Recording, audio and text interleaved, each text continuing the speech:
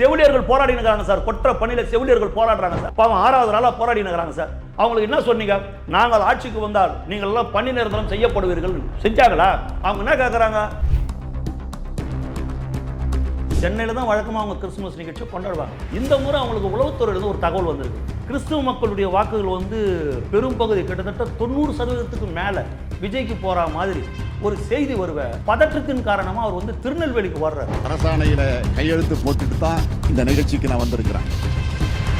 தெளிவா சொல்ற விஜய் இதையும் பேசி இருக்கணும். ஏன் சொல்லணும்? திமுகவை எதிர்க்கட்டும். அதை எதுவும் சொல்லல சார். இது பாஜகவை கொள்கை சொல்றவங்க தமிழ்நாட்டுல திமுகவுக்கும் தாவேகோவுக்கு தான் களம் என்பது தவிர பிஜேபிக்கு இங்க வேலையே கிடையாது. ரோலே கிடையாது. எலெக்ஷன்ல போட்டியிடல. அப்போ பண்டாரம் பரதேசிகளோடு கூட்டணி வைத்துக் கொண்டவர் பிஜேபி தமிழ்நாட்டுக்குள் நுழைவிடுகிறார் ஜெயலலிதா கலைஞர் சொன்னார். அந்த அம்மா கூட்டணி விட்டு வெளியே வந்த உடனே ஒரு வருஷத்துக்குள்ளே 98ல கூட்டணி வைக்கிறாங்க. 99ல வெளியே வந்த உடனே உடனடியாக ஓடி போய் கலைஞர் போய் 99ல ஏன் கூட்டி வச்சாரு? பண்டாரத்தோட பரதேசிகளோட. தமிழ்நாட்டிலிருந்து போன 4 கன்னியாஸ்திரிகளை மத்திய பிரதேச சேவை செஞ்சவங்கள அங்க கற்பழிச்சாங்க. அப்போ இவங்களோட ரோல்னா திமுக ரோல்னா இதெல்லாம் பீட்டர் குறிச்சு யாரை பார்த்து கேட்கணும்? நான் கேட்கிற தமிழ்நாட்டில் ஸ்டாலின் குடும்பத்து பெண்ணை தவிர வேற எந்த பெண்ணுக்கு பாதுகாப்பு இருக்குது? கண்ணைக்கு பிறந்த மண்ணில் இன்னைக்கு பெண்களுக்கு பாதுகாப்பு இல்லை. காவல்துறையாலேயே பெண்களின் கற்பு வேட்டையாடப்படுகிறது. எதுக்கு சார் காவல்துறை ஒண்ணுக்குது? என் வீட்டில் சின்ன குழந்தைங்க சார் என் ஒய்ஃபு கிட்ட பேசுறாங்க சார். என் பேத்தி போய் சொல்றா சார். அவ என் பேத்தி 3வது படிக்கிறா சார். அப்ப ஆயா நீ இந்த முறை விஜய்க்கு தான் ஓட்டு போடணும். எங்க அம்மா என் ஒய்ஃப் மன சொல்றாங்க. எப்படி நான் போட மாட்டேன்னு. நீ போடல நான் பேட்டு மண்டியை ஓடிச்சுடுவேன். ஒரு பாட்டை போடுனா பாட்டிலுக்கு 10 ரூபா பாட்டிலுக்கு 2 பேர் டான்ஸ் ஆடுறாங்க சார். வீட்டுக்கு இந்த நிலைமை சார். மக்கள் இதயங்களை விஜய் இருக்கிறார் சார். இதுதான் கல நிலவரம் சார். இதால இவங்களால பொறுக்க முடியல சார். குழந்தைகளுக்கு கார்ட்டூன் காமெடினா பிடிக்கும்னு நினைக்கிறேன். மக்களுடைய கருத்து கணிப்பு நாங்கள் பேசுறோம். பல நிறுவனங்கள் பல உளவுத்துறை எடுத்த கருத்து கணிப்பு தான் பேசுறோம். 30% மேல இன்னைக்கு தாவேகா போயின்னு இருக்குது. நீங்க தேர்தல் 20 தான் சொல்றாங்க. நீங்க 30% தாண்டி போயிடுங்க சார். நான் சொல்றேன் சார், எழுதி வைங்க சார்.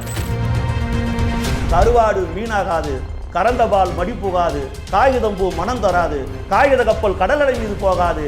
இனிமேல் தமிழ்நாட்டில் திமுக ஆட்சி அதிகாரத்திற்கு வராது.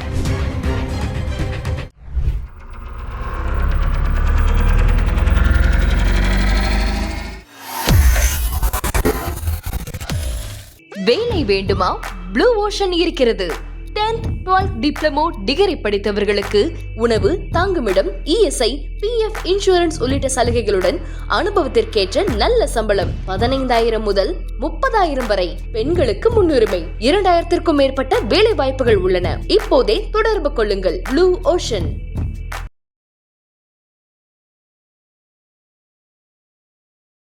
ஐத்தமிழர்கள் அனைவருக்கும் அன்பு வணக்கம். இன்றைய சிறப்பு நேர்காணலில் நம்மோடு இணைந்திருக்கிறார் அரசியல் விமர்சகர் திரு ஓட்டேரி ஜெயக்குமார் அவர்கள். அவரிடம் தற்போது பேசுபொருளாக இருக்கிற சில அரசியல் விவகாரங்கள் குறித்து பேசலாம். வணக்கம் சார். சார், விஜய் அவர்கள் சமத்துவ கிறிஸ்துமஸ் பெருவிழான்னு சொல்லிட்டு ஒரு ஃபங்க்ஷன் நடத்தினாங்க. ஒவ்வொரு கட்சி சார்பிலையும் நடத்துறது தான். அதில் விஜய் அவர்கள் பேசின விஷயங்களாக இருக்கட்டும், அது ஒரு பக்கம் நிறைய பேசலைனாலும் கூட அந்த ஃபங்க்ஷனை மையப்படுத்தி எதிர்கட்சிகள் இப்போ விமர்சிக்க செஞ்சுருக்கிறாங்க ஒவ்வொருத்தராக.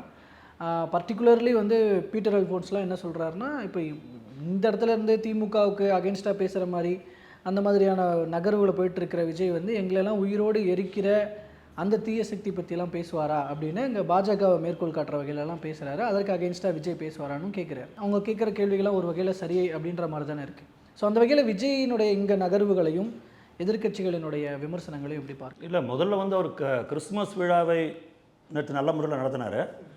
அதிக அளவில் பேசலைன்னா கூட அப்படின்னு நீங்கள் ஒரு கேள்வி எழுப்புறீங்க. அவர் சொல்ல வேண்டிய செய்தி நல்லிணக்கம். இது கிறிஸ்துமஸ் விழா, இதை ஓட்டாக்கணும் அரசியல் பண்ணுறதால அவர் சொல்ல வேண்டிய செய்தி நல்லிணக்கம். இது தாய் உள்ளம் கொண்ட மண். இந்த மண்ணில் மாரியம்மாவாக இருந்தாலும் மேரியம்மாவாக இருந்தாலும் எல்லோரும் ஒன்று தான். கிறிஸ்மஸ் பண்டிகை இருந்தாலும் பொங்கல் பண்டிகை இருந்தாலும் அது ரம்ஜானாக இருந்தாலும் நாங்கள் சகோதரத்தோடு நாங்கள் கொண்டாடுவோம். ஒருத்தர் அன்பை பரிமாறிக்கொள்வோம். இது அந்த மாதிரி மண். இங்கே மத வாதத்திற்கு இங்கு இடம் கிடையாது. இது மதச்சார்பற்ற பூமி அப்படின்றத ரொம்ப அழகாக அவர் கோடிட்டு அவருடைய கிறிஸ்மஸ் உரையில் நிகழ்த்திருக்கிறாரு. வழக்கமாக கிறிஸ்மஸ் நிகழ்ச்சியை கொண்டாடுறது திமுக சென்னையில் தான் வழக்கமாக அவங்க கிறிஸ்மஸ் நிகழ்ச்சியை கொண்டாடுவாங்க.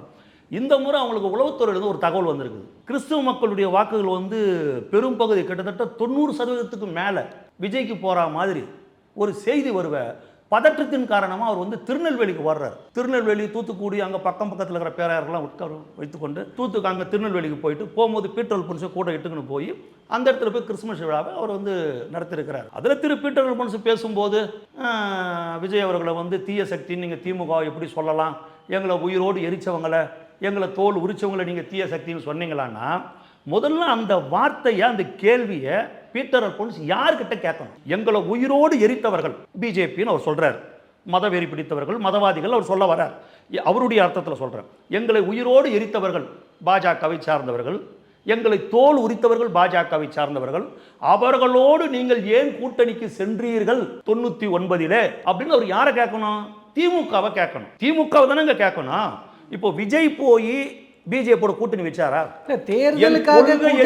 தேர்தலுக்காக கூட்டணி வைக்கிறாங்க அப்படிங்கிறதுக்காக இத்தகைய விஷயங்களை தேர்தலுக்காக எல்லாத்திலுமே காம்ப்ரமைஸா போக கூடாது. விஜய் எவ்வளவு தெளிவா சொல்றாரு, என் கொள்கை எதிரி, என் கொள்கைக்கு எதிரானவன் பிஜேபி. சரிங்களா?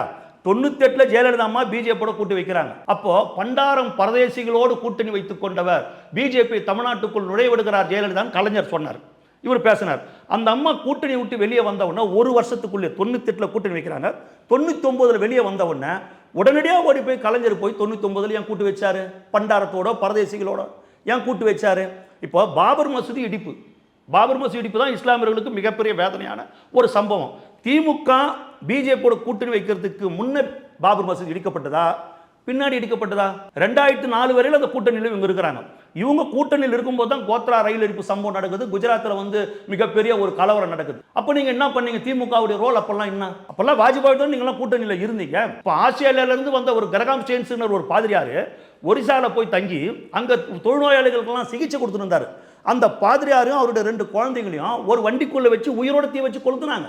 அப்போ உங்களுடைய நடவடிக்கை திமுகவுடைய ரோல் என்ன? அதில் இப்போ தமிழ்நாட்டிலிருந்து போன 4 கன்னியாஸ்திரிகளை மத்திய பிரதேசத்தில் சேவை செஞ்சவங்களை அங்கே கற்பழிச்சாங்க. அப்போ வந்து இவங்களுடைய ரோல் என்ன? திமுக ரோல் என்ன? இதெல்லாம் பீட்டர் அல்போன்ஸ் யாரை பார்த்து கேட்கணும்?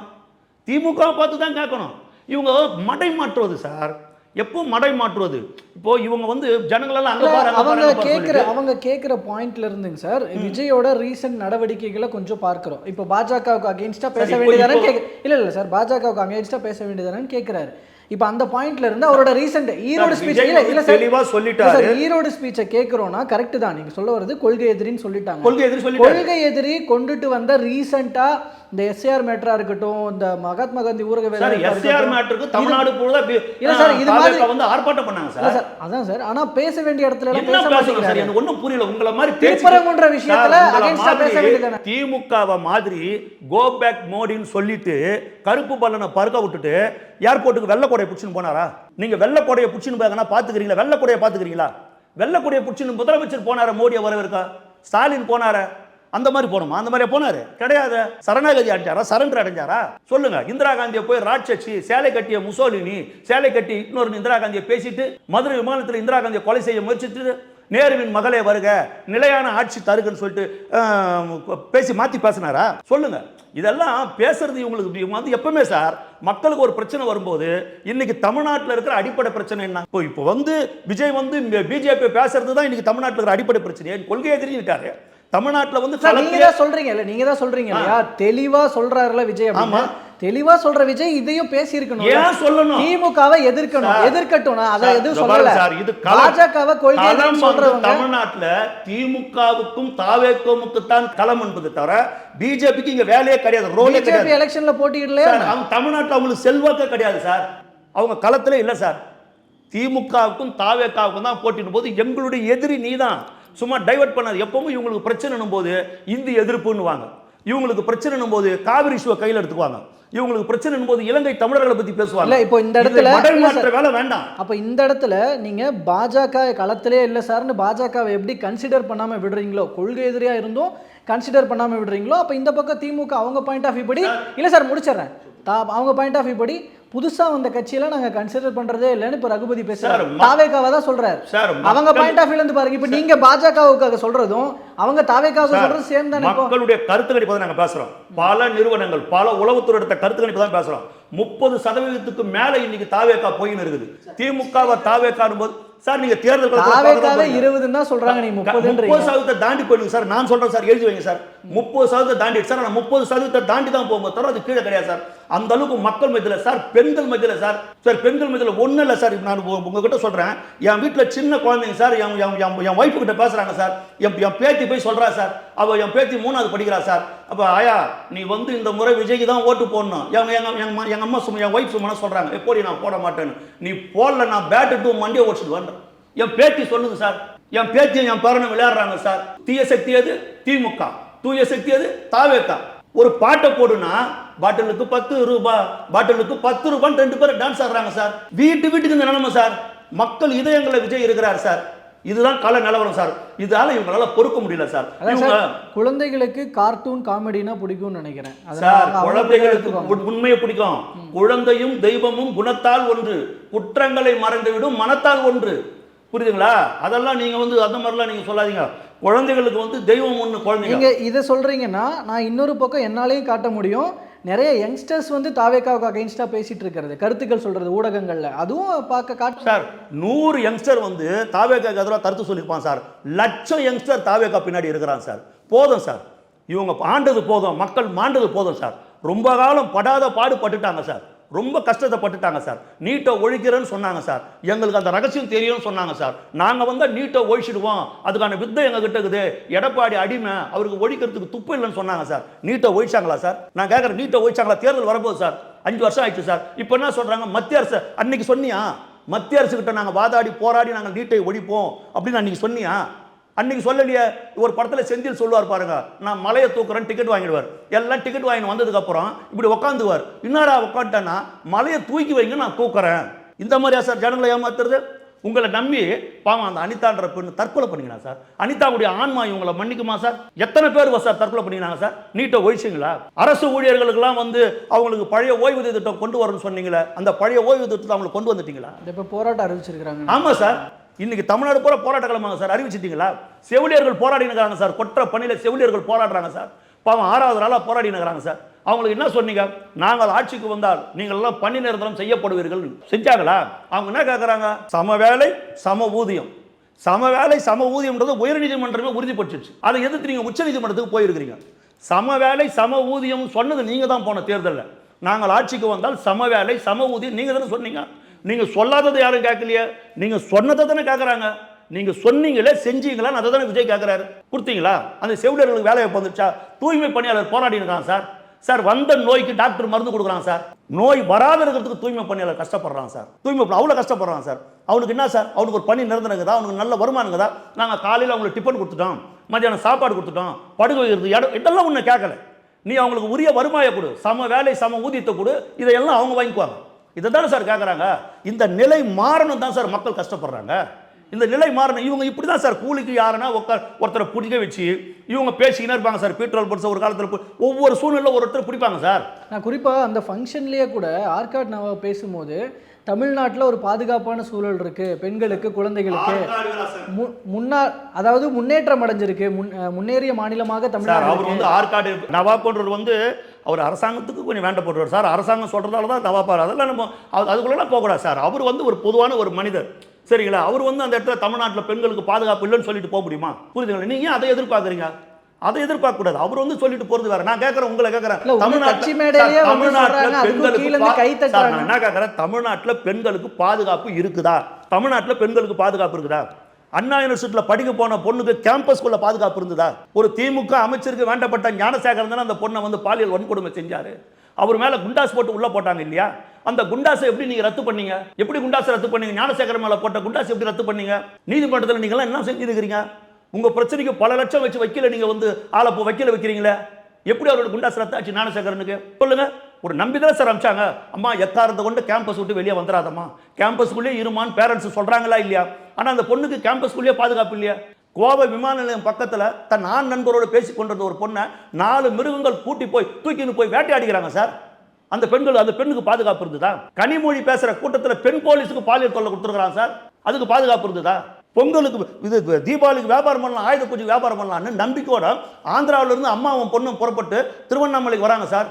அந்த வண்டியை மடிக்கிற 2 போலீஸ்காரன் அந்த 20 வயசு பொண்ணு இட்டுமா கற்பழிக்கிறான் சார், தாயின் கண் முன்னாலேயே. அந்த பெண்ணுக்கு பாதுகாப்பு இருந்ததா? நான் கேட்குற, தமிழ்நாட்டில் ஸ்டாலின் குடும்பத்து பெண்ணை தவிர வேற எந்த பெண்ணுக்கு பாதுகாப்பு இருக்குது? எந்த மண்ணில் இந்த மாதிரி கொடுமைலாம் நடக்குது? நலாயினி பிறந்த மண்ணில், சாவித்திரி பிறந்த மண்ணில், கண்ணகி பிறந்த மண்ணில் இன்னைக்கு பெண்களுக்கு பாதுகாப்பு இல்லை. காவல்துறையாலேயே பெண்களின் கற்பு வேட்டையாடப்படுகிறது. எதுக்கு சார் காவல்துறை ஒண்ணுக்குது? மக்களின் அமைதி வாழ்க்கை என்கிற பயிரை சமூக விரோதி என்கிற ஆடு மேய்ந்து விடக் கூடாது என்பதற்காகத்தான் காவல்துறை என்கிற வேலி போடப்பட்டிருக்கிறது. ஆனால் இன்றைக்கு வேலியே பயிரை மேய்ந்து கொண்டிருக்கிறது. இப்படி பேசிட்டு இருக்கிற தாவேகாவை சேர்ந்த ஒரு நிர்வாகி தான் நாமக்கல்ல ஒரு கையும் களவுமா பிடிபட்டாரு. அதை எடுத்து திமுகவினர் செம்ம ட்ரோல் பண்ணிருந்தாங்க சார். ஒரு பெண்ணிடம் வந்து வீட்டுக்கே போய் தவறாக மகளிர் நிர்வாகியின் வீட்டுக்கு போனார் என்ற செய்தி வந்த உடனே பதவிக்காக உடனே எடுத்துட்டாங்க சார். நான் சொல்லிட்டா திருச்சி சிவாது எத்தனை போட்டோ சார் வந்தது? இல்ல சார், நீங்க திருச்சி சார் நீங்க அது மாதிரி எதிர்க்கட்சிகள்ல 1000 விஷயங்கள் காட்டலாம். இதெல்லாம் இப்படிலாம் நாங்க இருக்க மாட்டோம்னால நீங்க வரீங்க. ஆமா சார், ஒரு மாவட்ட நீங்க வரீங்கன்னா நீங்க இப்படி பண்ண கூடாதுல்ல. அவர் வந்து என் வீட்டுக்கு வந்தார், பேச வந்தார், அந்த அம்மா சொல்லிக்கிறாங்க சார். ஆனா வீட்டுக்கு போனது தப்புன்னு அவரை வந்து உடனே பதவி நீக்க பண்ணிடுறாங்க சார். திருச்சி சிவாவுடைய போட்டோ நான் சொல்றேன், நான் சொல்லட்டுமா? தமிழன் பிரசன்னா பத்தி நான் சொல்லட்டுமா? இதே மாதிரி திமுக நடவடிக்கை எடுத்திருந்தா பேசாம விட்டுருவீங்களா சார்? எத்தனை சொல்றேன், நிறுத்திடுவீங்களா? எத்தனை உடனடி நடவடிக்கை திருச்சி சிவா மீது நடவடிக்கை எடுக்கப்பட்டதா? திருச்சி சிவா மீது நடவடிக்கை எடுக்கப்பட்டதா? சொல்லுங்க. நாங்க நடவடிக்கை எடுத்திருக்கிறோமே, உடனே நடவடிக்கை எடுத்திருக்கிறோமே. நாங்க வந்து ஞானசேகரனை குண்டாசுல இருந்து காப்பாத்தலையே, நீங்க காப்பாத்தி இருக்கிறீங்களே. தப்பு பண்றவங்களுக்கு துணை போறீங்களே, அதை தானே நாங்க சொல்ல வரோம். புரியுதுங்களா சார்? இவங்க 1000 சொல்லட்டும் சார், 1000 பண்ணட்டும் சார். சம்பவத்திற்கு பிறகு இதோடு தாவாக அழிந்து விட்டது, தமிழக வெற்றி கழகம் ஒழிந்து விட்டது என்று கங்கணம் கட்டி கொண்டிருந்தவர்கள் மத்தியில் தமிழக வெற்றி கழகம் இன்றைக்கு மட்டுமல்ல என்றைக்கும் அழியாது, அது வற்றாத சமுத்திரம், அழியாத தொடர்கதைன்றதை இன்னைக்கு ஈரோடு போட்டு நிரூபிச்சிருக்கு. நான் ஃபர்தரா இப்போ எலெக்ஷன் அப்படின்னு வரும்பொழுது கண்டிப்பா தாவேகாவுக்கு ஒரு பெரிய ஓட் பேங்க் இருக்கு, அதை நான் மறுக்கல. ஆனால் அந்த ஓட் பேங்க் கண்டிப்பாக ஆட்சி அமைப்பதற்கு போதாது. கூட்டணி அமைத்து அந்த கூட்டணியோடு சேர்ந்து ஆட்சி அமைக்கும் போது வாய்ப்புகள் இருக்குது அப்படின்னு சொல்கிறாங்க. ஆனால் இன்னும் தாவேகாவுக்கு கூட்டணி வரல, நாங்கள் தனித்தே நின்று ஜெயித்து விடுவோம் அப்படின்னு. ஆனால் தங்களுடைய தலைமையில் கூட்டணின்ற போது யாரும் இன்னும் நம்பி வராமல் இருக்கிறாங்கன்ற மாதிரியான ஒரு சுச்சுவேஷன் இருக்குது. தாவேகா ஏன்னா தங்களோட ஓட் பர்சன்டேஜை அவங்க ஏதோ ஒரு வகையில் ப்ரூஃப் பண்ணாதான் நம்பி மனதோடு இருக்கிறாங்க சார். திரு விஜய் அவர்களை முதலமைச்சராக ஏற்றுக்கொள்ளுகிற, நாங்கள் ஏற்றுக்கொள்ளுகிற கட்சிகளோட கூட்டணி. விஜய் அவர்களை முதலமைச்சராக ஏற்றுக்கணும், அந்த வர கட்சி தாவேகா தலைமை ஏற்றுக்கணும். ஏற்கனவே ஓட் பேங்க் இருக்கிற, கணிசமான ஓட் பேங்க் இருக்கிற கட்சிகள் எப்படி ஜூனியரான ஒரு விஜய முதல்வர் வேட்பாளராக ஏத்துக்கிட்டு வருவாங்க? தமிழ்நாட்டு அரசியல் களத்தை விஜய்க்கு முன் விஜய்க்கு பின்னு தான் சார் பிரிக்கணும். ஏற்கனவே ஓட் பேங்க் இருக்குதா இல்லையான்றதெல்லாம் 2026 தேர்தலுக்கு அப்புறம் தான் எல்லா கட்சியோட உண்மையான ஓட் பேங்க் தெரியும். விஜய்க்கு முன்னாடி, விஜய்க்கு பின்னாடி, விஜய் களத்துக்கு வரத்துக்கு முன்னே இவங்கெல்லாம் வாங்கின ஓட்டு. சரி, இதைத்தான் அவங்க எப்படின்னா ஒரு அரசியல் புரிதல் இல்லாமல் எல்லாம் பேசுறீங்க, ஓவர் எக்ஸாஜரேட் பண்றீங்க அப்படின்றாங்க. அவர் ஏதோ ஒரு எலெக்ஷன்ல போட்டிட்டு தனக்கு இத்தனை பெர்சன்டேஜ் இருக்கு நிரூபிச்சதுக்கு அப்புறம் நீங்க இப்படி கைப்புண்ணு சொல்றீங்கன்னா பரவாயில்ல. இல்ல சார், கைப்புண்ணுக்கு கண்ணாடி எதுக்கு சார்? பார்த்த உடனே தெரியுது சார், பார்த்தாலே சரிதான். மக்களுடைய எழுச்சி சேர்த்து சார். 500 ரூபாய் கொடுக்குறான் சார், ஒரு ஆளுக்கு 500 ரூபாய் கொடுக்குறான், பிரியாணி கொடுக்குறான், குவார்ட்டர் கொடுக்குறான், வண்டி வச்சு கூட்டிட்டு போறான், அவ்வளோத்தையும் கூட்டிட்டு போறான். அங்கே உட்கார மாட்டேன்றான் சார், உட்கார மாட்டேன்றான், எழுந்து போயிடுறான். நீங்க ஒன்றும் இல்லை, ஈரோடு கூட்டத்தையும் திருவண்ணாமலை கூட்டத்தையும் பாருங்க. 1 லட்சம் நாற்காலி போட்டதா சொல்றாங்க திருவண்ணாமலை கூட்டத்தில். நாற்காலி போட்டு பேக் வைக்கிறாங்க சார், பேக் வைக்கிறாங்க சார். மிக்சரு, கேக்கு, தண்ணி பாட்டிலு, ஸ்வீட்டு, உனக்கு ஸ்நாக்ஸு, சாக்லேட்டு எல்லாம் போட்டு, ராஜா நைனா கொஞ்சம் உட்கார்றா, நாங்கள் பேசுற வரைக்கும் உட்கார்றான்னா பேக் எடுத்துன்னு ஓட்டிட்டான் சார். வேறெல்லாம் காலியாக சார், கண்ணு கண்ணு தூரம் செவ்வறு மேலே எகிரி குதிக்கிறான் சார். இவங்க பேச்சை கேட்க முடியாத எகிரி குச்சி ஓடுறான் சார், சரக்கு விடுறான் சார், சீட் ஆடுறான் சார். அப்படியே கேமராவை திருப்புங்க, ஈரோடு பக்கம் திருப்புங்க சார். இது எதுவுமே கிடையாது சார். வேனை வச்சு பஸ் வச்சுலாம் கிடையாது சார். 2 வீலர் காட்டுறாங்க. அப்போ ஆயிரக்கணக்கான 2 வீலர் சார். நான் 38 வருஷம் அரசியலில் இருக்கிறேன். எத்தனையோ மாநாடுகளை பார்த்துருக்கிறேன், எத்தனையோ ஊர்வலங்களை பார்த்துருக்கிறேன், புரட்சித் தலைவர் எம்ஜிஆர் கூட்டத்தை பார்த்துருக்கிறேன், கலைஞர் கூட்டத்தை பார்த்துருக்கேன், ராஜீவ்காந்தி கூட்டத்தை பார்த்துருக்கிறேன், எவ்வளவோ கூட்டங்களை பார்த்துருக்கிறேன். ஆனால் இவ்வளவு 2 வீலர் இத்தனாயிரம் பேர் தன்னெழுச்சியா மனைவி மக்களோடு இத்தனாயிரம் பேர் வரதை இப்பதான் சார் பார்க்குறேன். 2 வீலர் பஸ் எடுத்துன்னு போவாங்க, பஸ் பாதி காலியா இருக்கும், அப்படிதான் இருக்கு ஊர்வலம். அதுல கண்டிப்பா ஒரு சர்டைன் பெர்சன்டேஜ் விஜய பார்க்கணும்ன்ற ஆர்வத்துல வந்து, ஆனா ஓட்டு வந்து வராது. எங்க திரும்ப சார் வருவான்? ஓட்டு வராது. பார்க்கணும்ன்ற எங்க திரும்ப நம்ம எதிர்பார்க்கலாம்? இந்த சிக்னல் கிட்ட வேணா எதிர்பார்க்கலாம். இந்த சிக்னல் கிட்ட வராருன்னு போது பக்கத்தில் இருக்கிற 10-20 வீட்டுக்காரன் அந்த தெருக்கார வருவான் சார். இத்தனை கிலோமீட்டருக்கு தன்னால இருக்கிற பின்னாடி இருக்கிற ஒரு இடத்துக்கு வந்து தன்னால் அவன் கிளம்பி 2 வீலர்ல வரானும் போது இதை எப்படி சார் பார்க்கலாம்? கிடையாது சார். புரட்சி தலைவர் எம்ஜிஆருக்கு பிறகு மக்கள் ஏற்றுக்கொண்ட ஒரு மகத்தான சக்தியாக இன்றைக்கு விஜய் அவர்கள் களத்திலே இருக்கிறார். அதுதான் உண்மை. ஆனால் புரட்சித் தலைவர் எம்ஜிஆர் ஆரம்பிச்சு அந்த கட்சியை சேர்ந்தவர்களே ஏற்றுக்க மாட்டேங்கிறாங்க. அப்போ உங்களுக்கு ஓட் பேங்க் வேணும்னா நீங்க எம்ஜிஆரையும் ஜெயலலிதாவையும் கையில் எடுத்துக்க வேண்டியதா இருக்கேன்றாங்க. அப்போ உங்களுக்குன்னு ஒரு தனித்துவம் இல்லையான்னு கேக்குறாங்க. புரட்சி தலைவர் அம்மா உங்களுக்குன்னு ஒரு தனித்துவம் வேணும் சார். சார் நீங்க தான் சொல்றீங்க விஜய்க்கே கூட்டம் வருதுன்னு, அப்புறம் எம்ஜிஆர் அவர் கொள்கை தலைவர்னு சொல்லி இருக்கிறாரு. புரட்சி தலைவர் எம்ஜிஆரும் பேரறிஞர் அண்ணாவும் அம்மாவை அவர் கையில் எடுக்கல. புரட்சி தலைவர் எம்ஜிஆரும் பேரறிஞர் அண்ணாவும் சார். ஆமாம் சார், உதாரணத்துக்கு சொல்ல தானே சார் செய்வாங்க. அண்ணா சார், அண்ணா வந்து 67 தமிழ்நாட்டில் காங்கிரஸ் கட்சி இருந்தபோது 67 ஒரு மிகப்பெரிய மாற்றத்தை அண்ணான்ற 3 எழுத்து ஏற்படுத்தியது. எப்படி 67 அண்ணா என்ற ஒரு 3 எழுத்து மாற்றத்தை ஏற்படுத்தியதோ, 77 எம்ஜிஆர் என்ற 3 எழுத்து எப்படி மாற்றத்தை ஏற்படுத்தியதோ, 2026 விஜய் என்கிற 3 எழுத்து மாற்றத்தை ஏற்படுத்தும். இது 3 எழுத்து மந்தனம் தமிழ்நாட்டில். இதை தான் சொல்றாரு, மாற்றத்தை ஏற்படுத்தி காட்டுவோன்னு. அதுக்கு எம்ஜிஆர் அண்ணாவை அதுக்கு சொல்றாரு. அது என்ன விஷயம்? இதை பேசுறதுக்கு என்ன சார் இருக்குது? புரியுதுங்களா? பெரியாரை இவர் எவ்வளவு பெருசா காட்டுறாரு சார். பெரியார் தன் கொள்கை தலைவன்றாரு, மூச்சுக்கு முன்னோட பெரியார் பெரியார்ன்றாங்க. அண்ணா அறிவாலய முகப்புல பெரியார் சிலையே இல்லை, பெரியார் சிலையே இல்லை. அப்புறம் சும்மா சார் இதெல்லாம், இந்த மாதிரி இதெல்லாம் இனிமேல் விட்டு எடுப்படாது சார். புரியுதுங்களா? இதெல்லாம் எடுப்படாது. முதல்ல இவர் சொல்றாரு பாருங்க, யார் உதயநிதி சொல்றாரு பாருங்க, அவருடைய பருப்பு வேகாது இவருடைய பருப்பு வேகாதுன்னு. 2026 தேர்தலில் இவங்க பருப்பு தான் வேகாது. இதுதான் கள நிலவரம், கள உண்மை. நான் இன்னும் கொஞ்சம் அழகா சொல்ல போனா, கருவாடு மீனாகாது, கறந்த பால் மடி போகாது, காகிதம் பூ மனம் தராது, காகித கப்பல் கடலடை மீது போகாது. இனிமேல் தமிழ்நாட்டில் திமுக ஆட்சி அதிகாரத்திற்கு வராது. இந்த வசனம்லாம் நல்லா இருக்கு. ஆனால் இங்கே நான் இன்னொரு விஷயத்துக்கு வரேன். மக்களினுடைய பலம் விஜய்க்கு இருக்கிறது. ஆனால் அதை அந்த ஓட் பாக்ஸில், அந்த ஓட் மிஷினில் கொண்டு வந்து சேர்க்கணும்ல. அந்த கடைசி கட்ட தேர்தல் பணிகள்னு ஒன்று இருக்கு இல்லையா, இந்த பூத் ஒர்க்ஸ், இந்த மாதிரி நிறைய விஷயங்கள் இருக்குது. திமுக அதிமுக அதில் எவ்வளோ வலுவானவங்க அப்படின்றவங்க இத்தனை வருஷம் அரசியலில் இருக்கிற உங்களுக்கு தெரியும். ஆனால் இங்கே தாவேக்கா அதில் பெரிய பலவீனத்தில் இருக்கிறாங்க. இவங்க இங்கே மக்கள் ஓட்டு இவ்வளோ இருந்தாலும் கடைசி நேர அந்த கேமில் திமுக அதிமுக அவங்க வேலை காட்ட சொல்றது கடைசி நேரத்துல திமுக அதிமுக சொன்னீங்க போற, அதெல்லாம் நாங்கள் கூர்ந்து கவனிச்சிருந்தாங்க. ஏன்னா திமுகவும் அதிமுகவும் ஒரே குட்டையில் உரிய மட்டைகள்னு பெருந்தலைவர் காமராஜர் சொல்லியிருக்கிறார். இவங்களுக்குள்ள ரகசிய கூட்டணி கூட போடுவாங்க. திமுக அதிமுக ரகசிய கூட்டணி போடும். ஒன்று மாப்பிள்ள நீ இருக்கணும், மச்சான் இல்லை நான் இருக்கணும், நம்ம தான் இத்தனை வருஷமா இருக்கணும், 3வது ஒரு ஆள் விட்டுடக்கூடாது, தமிழ்நாடு நம்ம கையில் தான் இருக்கணும், ஒரு கூட்டணி கூட போடுவாங்க. எந்த கூட்டணி போடாலும் மக்கள் சக்தி என்கிற ஒரு சக்தியை வைத்து திரு விஜய் அவர்கள், புரட்சி தளபதி விஜய் அவர்கள் நிச்சயம் இதை வெற்றி காண்பார். இதுல ஒரு பிரச்சனையும் வராது, ஒரு இதுவும் கிடையாது. நாளைக்கு தாவேகா மாவட்ட செயலர் கூட்டம், நீங்க சொன்ன இந்த பூத் நிலவரத்தெல்லாம் பேச போறாங்க. அதிமுக கூட பேச்சுவார்த்தை நடத்தும் பொழுதெல்லாம் திமுகவும் அதிமுகவும் ஒரே குட்டையில் உரிய மட்டைகள்னு தாவேகாவுக்கு தெரியலையா? எப்போ பேசுனாங்க? முன்னாடி அது மறைமுக பேச்சுவார்த்தையில போடுச்சுங்க சார். அதுல அதை தெரிஞ்சவங்க எல்லாம் வெளியில சொன்னாங்க சார். சொல்றேங்க சார், வெளியில சொன்னாங்க. சிலர் அங்க பிரஸ் மீட்ல ஒத்துக்கிட்டாங்க. அதிகாரப்பூர்வ தகவல் இல்லாத அதிகாரப்பூர்வ தகவல் இல்லாத இந்த வெத்தலை கடையில பேசிட்டாங்க, இந்த பஸ் ஸ்டாண்ட்ல பேசிட்டாங்க, அந்த ஐஸ்கிரீம் பார்லர்ல பேசிட்டாங்க. அதெல்லாம் நடக்காம தான் இல்ல சார், இல்ல சார், இல்ல ஒரே நிமிஷம் சார். அதெல்லாம் உதவாது சார். அதெல்லாம்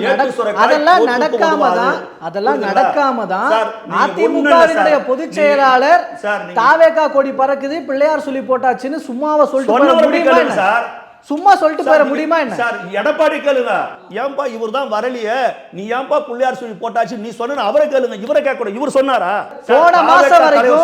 போன மாசம் வரைக்கும் 2-3 மாசத்துக்கு முன்னாடி வரைக்கும் தாவேகாவும் அதிமுகவும் விமர்சிக்கவே இல்லை சார். மதுரை மாநாட்டுக்கு அப்புறம் தான் சார் கொஞ்சம் பேச ஆரம்பிச்சிருக்காங்க. எழுப்பலாம், தூங்குற மாதிரி நடிக்கிறவங்க எழுப்ப முடியாது. நான் தெளிவா கல நிலவரத்தை சொல்லிட்டேன். அதுக்கு என்ன சார் அர்த்தம்? தாவேகாவுக்கும் தான் போட்டி, புரியுதுங்களா? களத்திலே இல்லாத சார். இந்தியாவும் அமெரிக்கா சீனா போன்ற நாட்டுகள் சண்டை போட்டுக்கும் போது நடுவில் நீ உஸ்பெகிஸ்தானை கூப்பிடு, நீ வந்து ஜிம்பாப்வே கூப்பிடுனா என்ன சார் அர்த்தம்? இங்க தமிழ்நாட்டுடைய கல நிலவரம் என்ன அது எங்களுக்கு தெரியும், சரிங்களா? மக்கள் தன்னெழுச்சியாக்குறாங்க சார். பூத்து இது அதெல்லாம் தெரியும் சார். இன்னாதான் பூத்து போட்டு டேபிள் போட்டு உட்கார முடியும். உள்ள ஆளு சார் மக்கள் தன்னெழுச்சியா பூத்து கதவு அப்படி திறந்தா போதும் சார். விஜயுடைய சிம்பிள், அவருடைய சிம்பிள் மட்டும் தெரியணும் சார். தெரிஞ்ச ஒன்று பெண்களும் தாய்மார்களும் இளைஞர்களும் காலையில் 7 மணிக்கு 6:30 மணிக்கெல்லாம் போய் பூத்து வாசலில் நின்றுக்குன்னு குத்துவாங்க சார். விஜய் சொல்ற சின்னத்தில் சேலஞ்சு சார். பாருங்க சார், 2026 இந்த புரட்சி ஏற்பட தான் சார் போகுது. இதே நேரத்தில் பல சீனியர் பர்சன்ஸுக்குலாம் உதயசூரியன் ரெட்டலை இதை தவிர்த்து வேற எந்த சின்னமும் தெரியாது. தெரியும், இனி தெரியும் சார். உங்களுக்கும் தெரியும் சார். சார் தெரியும் சார். ஓகே, இனி தெரியும் சார். Okay sir. நிறைவா ஒரு விஷயத்தோட முடிச்சிடலாம். ஜனநாயகன் படம் வெளியாவதில் சிக்கல் இங்கே ஆந்திரா தெலுங்கானாவில் டிஸ்ட்ரிபியூஷன் அந்த சொல்லியிருந்த கம்பெனி பேக் அடிச்சிட்டாங்க. அண்டு ஹிந்திலையும் கூட ப்ராப்பர் ப்ரமோஷன் இல்லாதனால இன்னும் தேட்டர்ஸ் கிடைக்கல அப்படின்ற மாதிரியான சில தகவல்கள்லாம் வந்துட்டு இருக்கு. நீங்களும் பேசிட்டு இருக்கும்போது சொன்னீங்க ஜனநாயகன் படத்துக்கும் கூட நிறைய நெருக்கடி கொடுப்பாங்க அப்படின்னு. சிக்கல் ஏதாச்சும் ஏற்படுத்துவாங்க, இவங்க ஏற்படுத்தலைனா தான் அது பெரிய ஆச்சரியம். புரியுதுங்களா? ஏதாவது தியேட்டர் அதிபர்கள் அதெல்லாம் இருக்கும், அதெல்லாம் பண்ணுவாங்க. இதையெல்லாம் மீறி அவங்க பயப்படுவாங்க. ஜனநாயகன் படத்தில் கை வச்சா, ஏன்னா இதுக்கு முன்னாடி அப்படிதான் கருணாநிதி வந்து உலக சுற்று வாலிபன் படத்தில் கை வச்சார். போஸ்டரே ஒட்டாம அந்த படம் ஓடிச்சு. உலக சுற்று வாலிபன் படம் ரிலீஸ் ஆனா நான் சேலை கொட்டி கொள்ளுகிறேன்னு சொல்லிட்டு அன்னைக்கு மதுரை மேயரா இருந்த திமுக சார்ந்தவர் சொன்னாரு. அதுக்கப்புறம் எம்ஜிஆர் ரசிகர்கள்லாம் அவருக்கு சேலைகள் எல்லாம் பார்சல் அனுப்பிச்சாங்க, வலையெல்லாம் பார்சல் அனுப்பிச்சாங்க, கட்டிங்க சொன்னீங்களே. புரியுதுங்களா? போஸ்டரே ஒட்டாம உலக சுற்று வாலிபன் படம் ஓடிச்சு. அதனால புரட்சித் தலைவர் எம்ஜிஆருக்கு கொடுக்காத தொல்லையா? இதெல்லாம் படிக்காம, இதெல்லாம் இந்த வரலாறுலாம் தெரியாம திரு விஜய் அவர்கள் களத்துக்கு வருவார். வருஷத்துக்கு 500 கோடி ரூபாய் சம்பாதிக்கிற ஒரு ஆளு எப்பேற்பட்ட வாழ்க்கை வேணா வாழலாம், உலகத்தில் எந்த நாட்டுக்கு வேணா போகலாம், எந்த ஹோட்டலில் வேணா தங்கலாம், எந்த ஃப்ளைட்டில் வேணா போகலாம். கடவுள் அவருக்கு எல்லாருக்கும் கொடுத்துருக்கிறாரு, எல்லா வசதியும் இருக்குது. அவ்வளோ இருந்தும் இந்த ஜனங்களுக்காக கஷ்டப்படணும்னு வராரு, இந்த ஜனங்களுக்கு சேவை செய்யணும்னு வராருன்னும் போது இதையெல்லாம் சிந்திக்காமையா சார் வருவார்? சார் விஜய் அவர்கள் தெளிவாக சொல்லிக்கிறாரு சார், இன்னைக்கு ரொம்ப பேர்கிட்ட இல்லாத கெட்ட பழக்கம் என்கிட்ட இருக்குது. இன்னும் கொடுத்த வாக்குறுதியை காப்பாற்றுறது, நிச்சயமாக காப்பாற்று. அந்த ஜனநாயகன் படத்துக்கு பிரச்சனை கொடுத்தா அதுவும் இவருக்கு பாசிட்டிவாக தான் போய் முடியும். நிச்சயமாக சார். 1000 கைகள் மறைத்திருந்தாலும் ஆதவன் மறைவதில்லை, ஆணைகளிட்டு யார் தடுத்தாலும் அலைகள் ஓய்வதில்லை. சரிங்களா? இதெல்லாம் நீ எவ்வளோ தொல்லை கொடுத்தாலும் அடிக்க அடிக்க பந்து எழும்பும், அரைக்க அரைக்க சந்தனம் மணக்கம். பொறுத்திருந்து பார்க்கலாம். பல்வேறு கருத்துக்களுக்கு பகிர்ந்து கொண்டமைக்கு நன்றி. தேங்க்யூ.